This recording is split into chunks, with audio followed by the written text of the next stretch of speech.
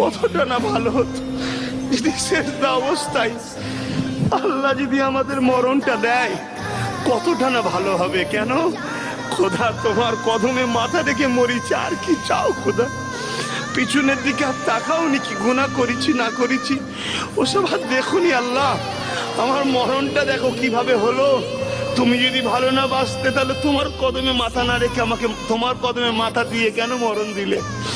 অতএব প্রত্যেকেই যখন নামাজ পড়বে, কি মা কি বাপ কি ভাই কি বোন, যখনই সেজদায় যাবে, দিল থেকে মনে করবে যে আমি এখন আমার মালিকের কদমে মাথা দিয়ে রেখেছি। আমার রসুল বলছে, আমি দেখতে পাইনি, আমি অনুভব করতে পারছিনি, কিন্তু এটা সত্য যে আমার কপাল আমার খোদার কুদরতি কদমে পড়ে আছে এখন। জোরে বলুন সুবহানাল্লাহ।